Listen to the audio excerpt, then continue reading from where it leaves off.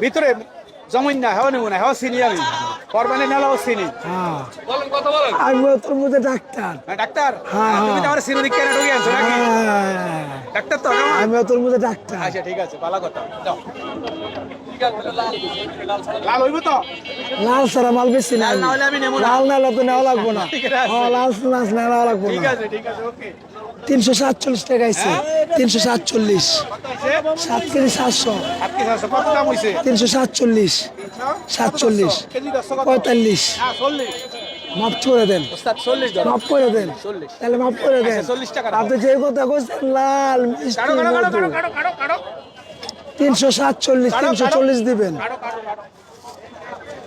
KG হিসেবে KG কত ওই কি রে আরে ওই মধু মধু মধু রসমালাই হইব এর হইব মধু রসমালাই বুঝা লাইছি হ্যাঁ এর লেগে তো আমি কি নিয়ে আইছি আপনার লেগা এরা না কাইটা দেখলে আপনি বুঝবেন না এর ভিতরে কি আছে